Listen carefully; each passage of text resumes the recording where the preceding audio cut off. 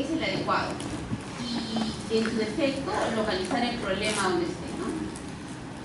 Para esto es importante hacer una buena historia clínica con una anamnesis adecuada y sobre todo chequear bien los antecedentes. Para el examen neurológico es indispensable la colaboración del paciente, es decir, hay que establecer una buena relación de empatía con el paciente pediátrico para poder examinarlo, si no realmente no va a tener validez. Es importante también tener el desarrollo psicomotor, eso nos va a dar una idea también del punto en el cual vamos a poder observar las cosas que son patológicas y las no patológicas. Así, por ejemplo, un recién nacido prematuro va a tener un examen neurológico un poquito diferente al tercer mes que un paciente que nació de hambre, ¿no? Dentro del examen neurológico este tiene varias partes, ¿no? Primero la anamnesis, después la exploración general física y después específicamente la exploración neurológica, ¿no? Y dentro de ella vamos a ver el estado mental, los pares craneales, la función motora, la función cerebelosa y evaluar la sensibilidad. Ahora, dentro de la anamnesis es importante determinar con la persona cuidadora, con el paciente, el principal motivo por el cual está consultando, porque a partir de ahí es donde vamos a retroceder y ver cuáles serían los posibles diagnósticos, ¿no? Chequear bien qué es lo que le preocupa que trajo a la consulta y clarificar y ampliar bien la información recabada, ¿no? O sea, a veces hay que dirigir algunas veces las preguntas para llegar a una enfermedad actual adecuada, ¿no? Ahí pues siempre el qué, el cómo, cuándo, si hubo algún proceso intercurrente, por qué y cuál ha sido la evolución a partir de la patología que ellos mencionan, ¿no? Y dentro de los antecedentes personales es importante la indagación de qué síntomas o signos guía presenta el niño, o sea, cuáles son los principales motivos por el cual viene, ¿no? Y en los más pequeños siempre pueden indagar por el embarazo, si hubo ingesta de medicamentos por la madre, el ácar que tuvo al nacer, si hubo traumatismos o episodios de hipoxia, que también nos van a determinar de repente un daño neurológico y una localización del problema neurológico a futuro. E indagar también por los antecedentes familiares, ¿no? Sobre todo cromosomopatías, enfermedades metabólicas que suelen heredarse, ¿no? Ahora, en la exploración física general, aunque parezca mentira, la observación, la primera parte que es además la más simple, es la que muchas veces nos va a dar la principal información a partir de la cual vamos a buscar la lesión, ¿no? Entonces, para ello es importante ver el comportamiento general del niño, su interés por su entorno, ¿no? No es lo mismo, por ejemplo, un niño que es indiferente, ¿no? A un niño que tiene una buena relación con sus padres. Es bueno ver su postura, la forma en que camina, ¿no? Y si se logra interactuar con él a través de juegos, y así se podrá valorar también directamente la visión, la audición, la coordinación y hasta la función intelectual, ¿no? O sea, ahí vamos a ver qué tan, a grosso modo, hasta la inteligencia, el estado mental, ¿no? También mediante la inspección se puede valorar la presencia de dismorfias o algunos signos cutáneos. Por ejemplo, hay algunas cosas un poquito patognomónicas, ¿no? Por ejemplo, las manchas en hojas de fresno de la esclerosis tuberosa, la simetría de miembros, que es una hemiparesia congénita, y algunos signos ocultos, por ejemplo, la espina bífida, por ejemplo, un hoyuelo por encima del pliegue del glúteo, o un mechón de pelo por encima del pliegue del glúteo, ¿no? En la exploración general también es importante tomar el peso, la talla, el perímetro cefálico y comparar con los estándares. Y buscar también en la palpación abdominal ver si hay hepatitis pleuromegalia, que van asociados muchas veces a enfermedades metabólicas y que después van a dar manifestaciones neurológicas, ¿no? Estas son las típicas manchas de la esclerosis tuberosa. Este es, por ejemplo, un hoyuelo en el pliegue del glúteo y por debajo de ello una espina bífida oculta, ¿no? A grosso modo el perímetro cefálico, ¿no? Que ya es una microcefalia superevidente, comparamos con el otro, ¿no? Ahora la exploración neurológica per se, ¿no? La primera parte, como les decía yo, es el estado mental. Nos permite valorar, ¿no?, la orientación, atención, sentimientos, patrones de pensamiento y actitudes cognitivas en niños más grandecitos, ¿no? Comprende una valoración también del desarrollo psicomotor, de las habilidades motoras, del desarrollo del lenguaje y de la interacción con los padres y con el examinador también, ¿no? Y con su entorno. De esto, el pediatra puede hacer una valoración grosera del estado mental, pero no menos importante. La exploración específica mental obviamente la va a hacer el psiquiatra, pero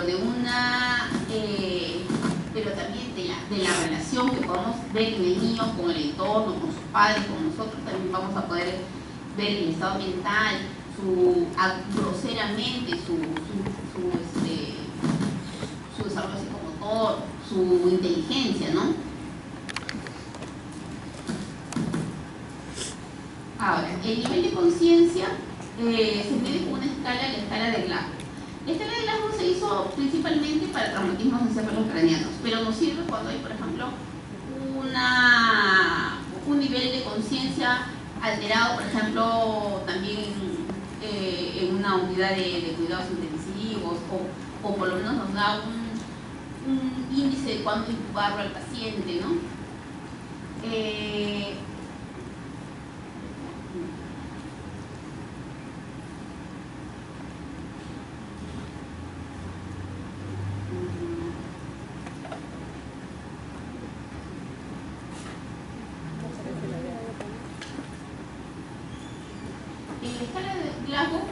Tenemos principalmente la respuesta ocular, la respuesta motriz y la respuesta verbal.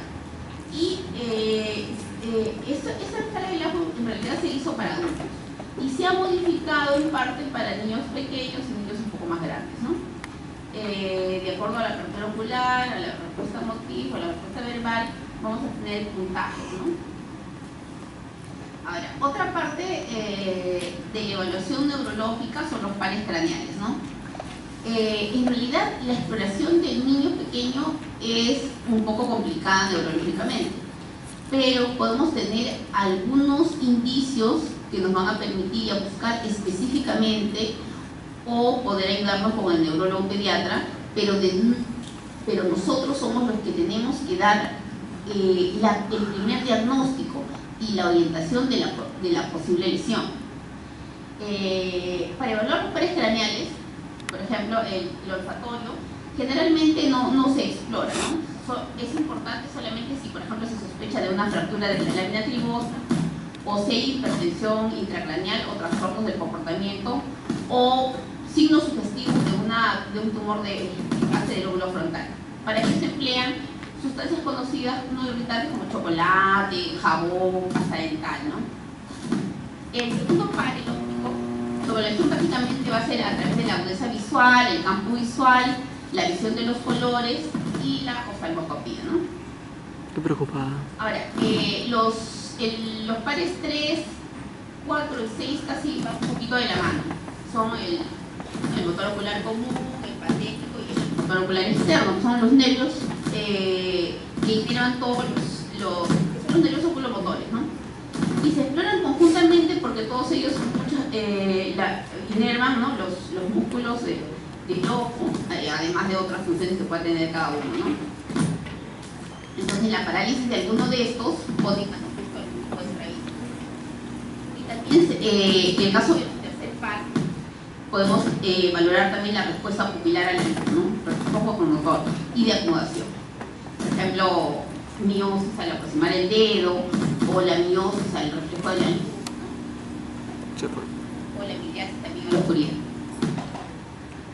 Para eso se le pide al paciente, ¿no?, que dirija el mirar a todos los puntos, ¿no? Arriba, a todos los costados, al centro, a los costados y abajo a los costados.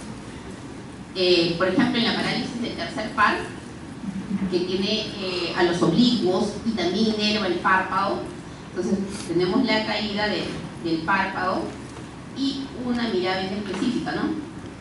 Y en la parálisis del cuarto par, lo que se evidencia como es la dificultad de una vez que está céntrico, la dificultad para la abducción del ojo lesionado.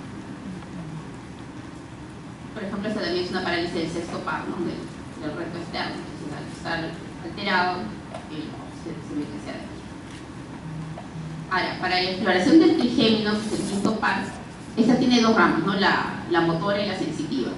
La rama motora inerva los músculos masticadores y se explora pidiéndole al niño que apriete los dientes, y puede verse ahí la fuerza que hay en los maceteros, o que abra la boca contra una pequeña resistencia que le pongamos nosotros, ¿no? Y la rama sensitiva coge los impulsos sensitivos que van a una gran parte de la cara, sobre todo por encima de la ceja y sobre el labio superior y mentón. Y permite, lo podemos estimular con una torunda de algodón o con algún estímulo que roce, ¿no? El séptimo par, el facial, también tiene una parte motora y una parte sensitiva, ¿no?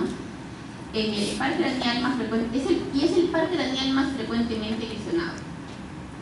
Puede ser a nivel central, o sea, arriba, por donde sale, o a lo largo de su recorrido. Se explora básicamente mirando las asimetrías faciales, ¿no? Asimetría palpebral, la asimetría y la comisura de los labios. Y la rama superior se explora pidiendo al paciente que lleve las cejas, que cierre los ojos y frunza las nariz. Y la inferior pidiéndole que sople, que infle las mejillas, que sonríe. La rama sensitiva recoge el gusto de los dos tercios de la lengua, entonces para explorarla se podría aplicar una pequeña o solución salina o algo dulce, ¿no? En el lado de la lengua inervado posterior, ¿no? Acá evidentemente es una parálisis facial, ¿no? Totalmente, ¿no? La parálisis está en el lado izquierdo, porque toda la cara se va hacia el lado derecho. Acá también hay una parálisis facial que se ve más. Ahora, para el examen del octavo par, se podrá valorar la audición de cada oído mediante el empleo de un diapasón. Se podrá comparar esta con el examinador. El tono puro que resulta de su vibración puede ser percibido por la vía aérea y por la vía ósea. Con las pruebas de Weber se valora este pasaje por la vía ósea, ¿no? Para ello se coloca el diapasón sobre el cráneo en un punto equidistante de ambos oídos. Si existe una lesión unilateral del oído interno, ocurrirá lateralización de la prueba hacia el oído sano. De la copia normal será estimulada con electricidad. En tanto que cuando la lesión paciente del oído externo medio, la lateralización será al lado enfermo. Otra prueba ahí también es la prueba de también con el diapasón. Ahí se compara la transmisión del sonido por vía aérea y por vía ósea, colocando de forma alternativa el diapasón en las mastoides. Y luego, frente al pabellón auditivo, en condiciones normales, la percepción será mayor y más prolongada por vía aérea. O sea, un RINE positivo, eso da un RINE positivo. Lo mismo ocurre cuando existe lesión en el oído interno, ¿no? Sin embargo, cuando la lesión es en el conducto auditivo o en el oído medio, la prueba será negativa, o sea, la transmisión ósea va a ser más intensa que la transmisión aérea, ¿no? Esa es la prueba de Weber. Se agita el diapasón, se pone en un centro equidistante, ¿no?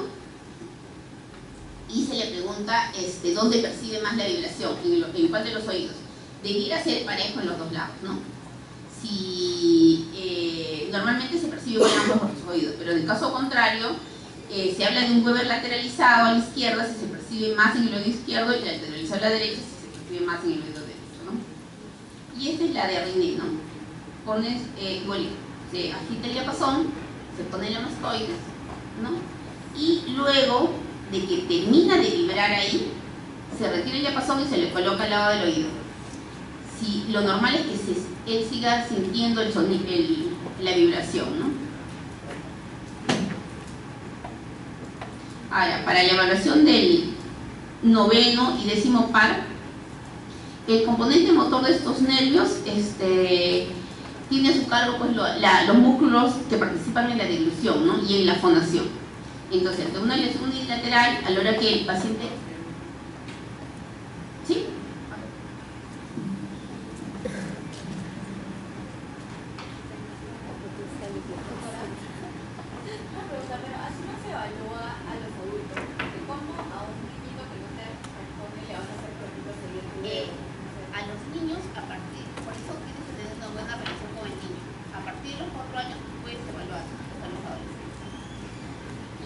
dificultad es en los menores de 5, sobre todo en los menores de 1 año.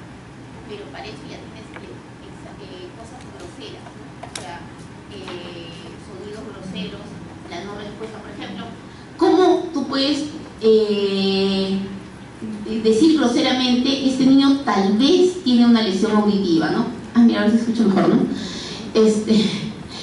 Por ejemplo, un niño que te acude a la consulta de 10 meses, que no te emite sonidos, por ejemplo, ma, pa, ¿no? Y que de pronto es muy indiferente, no necesariamente puede ser porque es autista, también puede ser porque es sordo. Entonces eso ya te permite hacer una evaluación más profunda, unos potenciales evocados. Pero, o sea, siempre hay una forma de determinar, ¿no? Groseramente. Por eso la parte que le corresponde al pediatra es la evaluación grosera del problema. La evaluación específica le va a corresponder al neurólogo y a las pruebas auxiliares. Por lo menos en los menores de 1 año siempre vas a necesitar pruebas auxiliares, ¿no? Ahora, para evaluar, como les digo, el glosofaringio y el vago, el componente motor tiene a su cargo los músculos que intervienen en la deglución y en la fonación respectivamente. Y ante una lesión unilateral, que a la hora que pronuncia, la úvula se desvía hacia el lado lesionado. Ahora, las lesiones aisladas del nervio vago también pueden ocurrir con concurrencia de una sección del nervio laríngeo. Pero también vamos a tener desviaciones de la úvula, y a veces una cosa que se llama reacción vagal, ¿no? O sea, como una especie de sensación de mareos frecuentemente sin ningún motivo, ¿no? Al nervio espinal es el que inhibe el esternocleidomastoideo y el trapecio. Entonces solamente se explora pues haciendo que levante los hombros, ¿no? Que contraiga a la hora que gira la cabeza y vemos los esternocleidomastoideos, ¿no?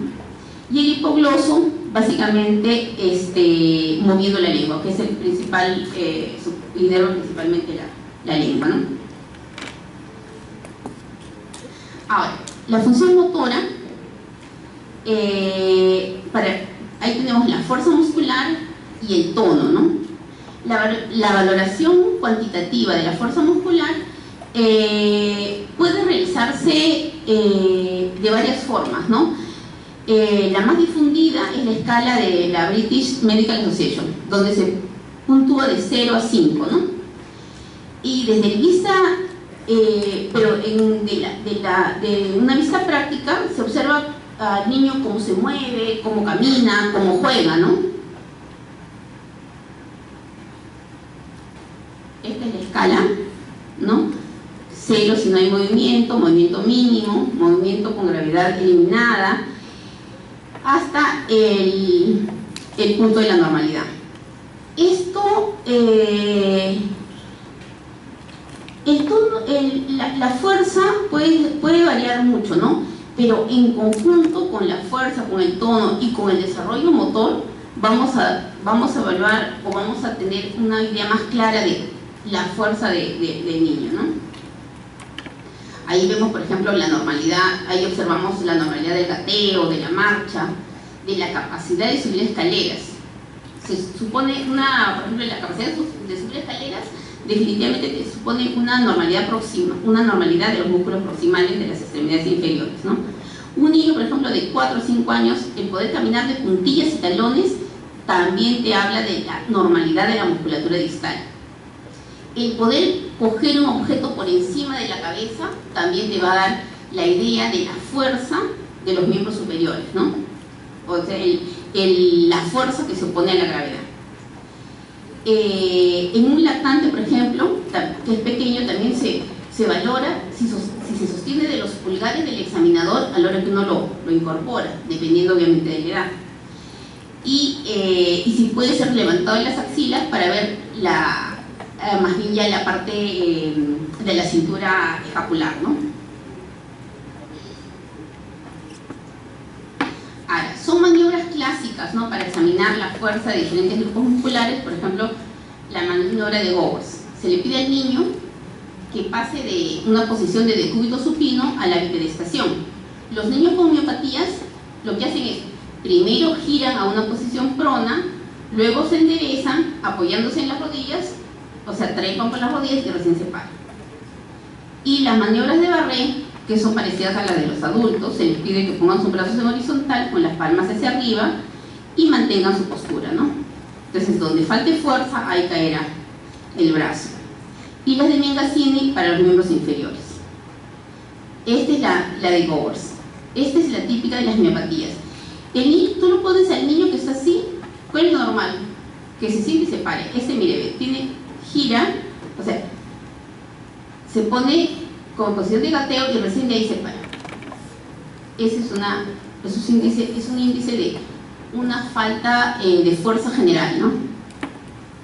La de Barré, cae la mano, cae y se abre, ¿no? Y acá igualito, la Miangasini para pies. Ahora, ante la presencia de una debilidad muscular, siempre se debe valorar, ¿no?, si es aguda o crónica, si es generalizada o localizada, si es de predominio proximal o distal, y si se asocia o no a atrofia muscular, o sea, los músculos que tú ves totalmente aguaditos, ¿no? O sea, como les digo, el examen neurológico del niño no es específico, como ella dice, porque al niño no le puedes... hay cosas que tú no puedes hacer específicamente, pero groseramente y globalmente te puedes dar una idea, y eso sirve para el posterior, ¿no? Por ejemplo, nosotros tenemos en la consulta un niño, por ejemplo, de 8 meses que no se sienta bien y se chorrea hacia los costados. Definitivamente le falta fuerza muscular y le falta tono, ¿no? Entonces es el momento de hacer algo para que eso mejore. La evaluación neurológica grosera debe ser parte de la rutina del examen del paciente pediátrico, sobre todo en la consulta común. Y eso va de la mano en el control del niño sano. El control del niño sano no es para pesarlo, medirlo, porque aparentemente todas las mamás ven así, ¿no? O sea, sí, les digo que lo pesan, le miran a ver cuánto engordó. No es así. Es para detectar tempranamente lo que pudiera estar pasando. Ahí detectamos los niños hipotónicos, los niños hipertónicos. Ahí detectamos si de casualidad se le pasó al tamizaje neonatal la audición, ¿no? Si hay estrabismos que puedan corregirse, ¿no? Si de repente manifestaciones neurológicas que no se notaron al principio, ¿no? Muchas veces los niños que han nacido con hipoxia aparentemente pasaron sanos porque el examen neurológico grosero no lo vieron bien, ¿no? Y después te das cuenta que de repente la parte cognitiva no es buena. Entonces tienes todavía chance de estimularlo. El niño pequeño tiene el estimularlo permite que muchas veces recupere funciones perdidas. El tono muscular va de la mano con la fuerza en realidad, ¿no? Se valora, por ejemplo, la extensibilidad máxima y la elongación de un músculo, ¿no? Por ejemplo, en las extremidades inferiores se valora el ángulo popliteo, la extensión máxima de la pierna sobre el muslo. En las extremidades superiores se realiza la prueba de la bufanda, ¿no? Pasar el antebrazo por el cuello, nadie puede, no llega hasta acá. El niño hipotónico abraza su cuello. La pasividad o grado de resistencia que se obtiene al movilizar una articulación en reposo. Tú le llevas las piernitas hasta la cabeza, el que tiene un tono adecuado, aunque en un punto dirá alto, ¿no? El niño hipotónico lo pasas al otro lado y sigue moviéndose y es feliz, no se siente incómodo. Y finalmente la consistencia en la palpación del músculo. El niño hipotónico se nota que es aguadito, ¿no? O sea, los niños, el normal tiene un tono muscular X y que le permite movimientos, y el hipotónico, los músculos son muchísimo más laxos, Esos son los típicos que dicen, este niño probablemente su alimentación es mala, pues pura grasa. No es pura grasa, sino que muchas veces tiene un músculo totalmente hipotónico, ¿no? Un ejemplo de hipotonía, ¿no? Este no es un niño tan pequeño, ¿qué debiera hacer? Debiera levantar su cabeza a la hora que lo levanta, pero no se le cae. Este también se cae. Totalmente. Ahora los reflejos. Los reflejos son respuestas motrices involuntarias a estímulos sensitivos. Ahí cabe distinguir dos tipos, los osteotendinosos y los cutáneos. Los reflejos osteotendinosos son los de estiramiento o los profundos, ¿no? Al aplicar un estímulo sobre un tendón, una prominencia ósea, se pone otra.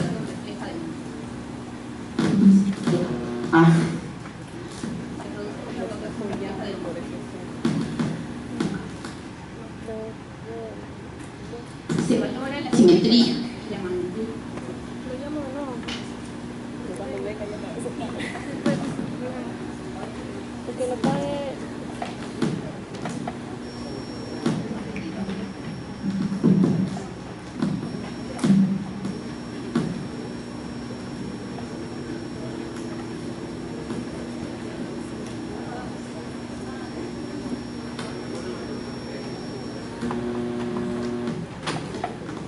Dentro de estos reflejos, ahí tenemos el reflejo maceterino.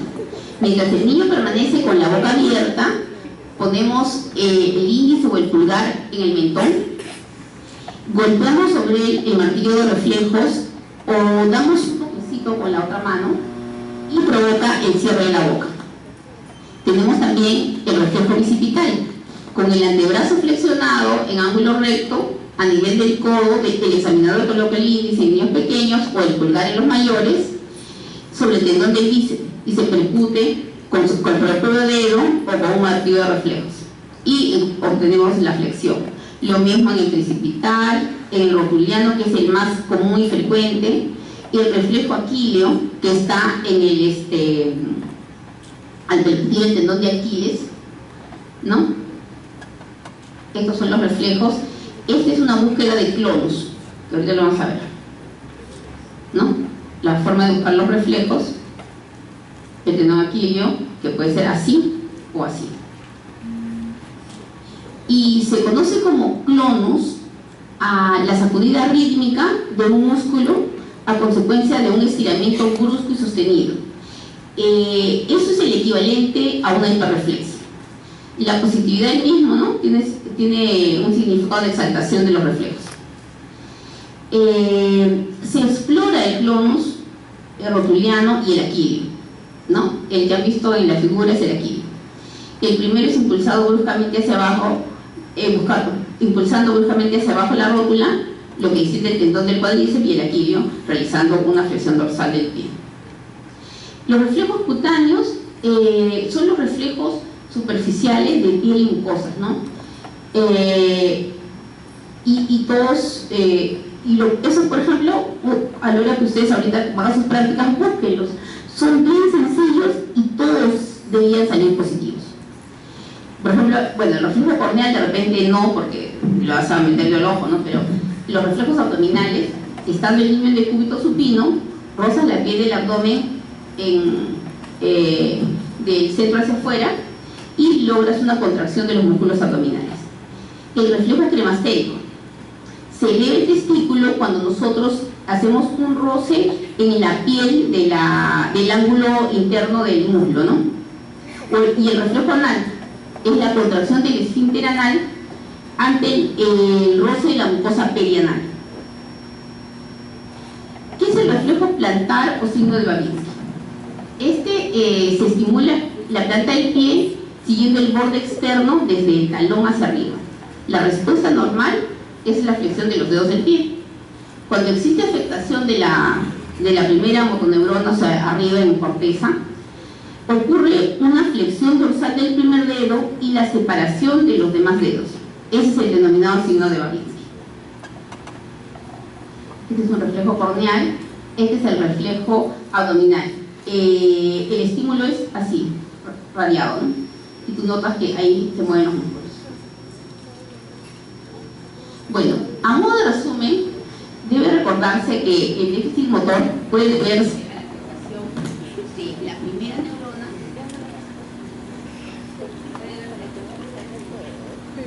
puede verse la afectación de la primera o de la segunda motoneurona. En el síndrome piramidal o de la primera motoneurona, generalmente vamos a encontrar ¿qué cosa? Rigidez espástica, hiperreflexia osteotendinosa, Babinski positivo, clonus y reflejos superficiales abolidos. Y en el síndrome de la segunda neurona, o sea ya médula, encontramos hipotonía, reflejos osteotendinosos y superficiales abolidos y atrofia muscular. Para evaluar la función cerebelosa, ahí lo que se observa es prácticamente la sedestación, la marcha y el equilibrio. Por ejemplo, la coordinación. La coordinación es la ejecución de un movimiento con exactitud, ¿no? Depende fundamentalmente del cerebelo y precisa información táctil, visual y vestibular. Las pruebas que se hacen para esto puede ser la prueba de dedo-nariz, ¿no? Partiendo de la posición de los brazos en cruz, se debe tocar de forma alternada con la punta del dedo, la punta de la nariz. Se hace tanto con los ojos abiertos como con los ojos cerrados. Si hay una lesión cerebelosa, no va a poder coordinar, se va a salir del centro de la nariz. Eso se llama dismetría, ¿no? Acá. El otro es los movimientos alternos de las manos. Estando sentado, se le pide al niño que se golpee los músculos en forma alternada, con la palma y dorso. En un movimiento rápido de coordinación y coordinación. Entonces, eso te permite ver la rapidez y la exactitud del movimiento. Luego está la prueba talón-rodilla. Estando en decúbito supino, te indica que con el talón de uno de los pies roce la pierna del lado de la pierna contralateral, ¿no? O sea, y va descendiendo lentamente. Y la maniobra de rondas. La maniobra de rondas, estando de pie con los brazos extendidos y los pies juntos, se solicita que cierre los ojos. Si existe una patología cerebelosa, no va a poder mantener la cesta. Se va a lateralizar y va a perder el equilibrio. En los lactantes y en los preescolares, el control motor fino puede ser valorado en la forma como el niño pulsando un botón de la cinta métrica, ¿no? O sea, la exactitud. Punto de aplasta esto, aplasta el otro, y la coordinación, ¿no?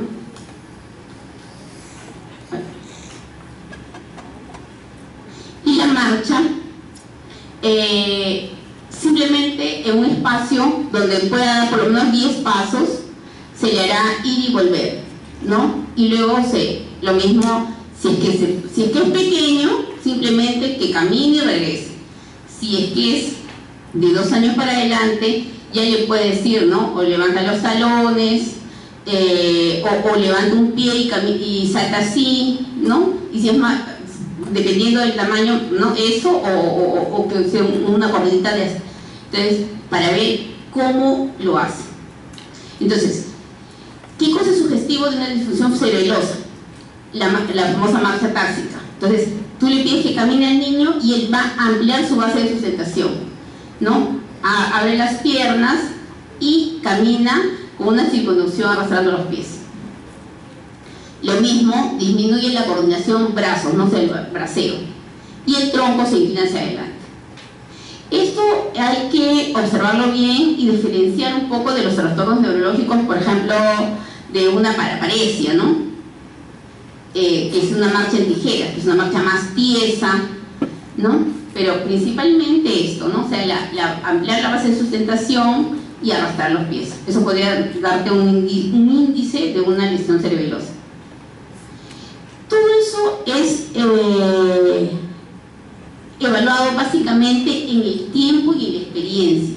Por eso es importante que cuando ustedes evalúen a sus niños sanos, tengan una noción general para que puedan a todo el mundo chequear cómo camina, cómo son sus tonos musculares, ¿no? Un niño que la mamá le dice, oye, ponte derecho, porque siempre se chorrea, no es porque no quiera ponerse derecho, sino porque de repente es hipotónico. Y si encima es gordito, peor todavía. Ahora, movimientos involuntarios anormales. También te implica una función cerebelosa, ¿no? Temblor, mioclonías, corea, atetosis, balismo, tics, distonía. Como norma, los movimientos involuntarios no ocurren durante el sueño, ¿no? Aunque, a excepción de los tics. Entonces, movimientos de temblor o mioclonías que se dan también durante el sueño podrían más bien corresponder a un tipo de convulsión, pero los que se calman durante el sueño pero se mantienen durante el día, definitivamente podría tratarse de un trastorno neurológico, ¿no? En cuanto a la sensibilidad, es la parte más complicada del examen realmente. Evaluar la sensibilidad sensorial es difícil y realmente se hace más que todo de manera grosera en algunas patologías, ¿no? Se le pide al paciente, por ejemplo, que mantenga los ojos cerrados durante el mismo para asegurarse que ha comprendido lo que se le va a solicitar, ¿no? O sea, siempre se comienza con los miembros inferiores y se continúa ascendentemente, ¿no? Tronco, miembros superiores. Ahí hay que ver la respuesta a las costillas, las retiradas de los pinchazos, si siente o no siente el roce de las torundas de algodón, ¿no? Eso va a permitir explorar la sensibilidad superficial, ¿no? Táctil, dolorosa, térmica. El sentido de la posición, la vibración de las superficies óseas, la diferenciación de una simultánea y el reconocimiento de una palabra escrita, un número o un círculo sobre la piel, ¿no? Esa es la grafestesia. De esa manera se explora la sensibilidad profunda, pero esto es de manera grosera realmente. Por ejemplo, en presencia de una parálisis distal, un examen normal hace poco probable el diagnóstico de compresión medular. La ausencia de sensibilidad vibratoria con conservación de la térmica y dolorosa orienta más bien a procesos que afectan a las raíces o a los cordones posteriores.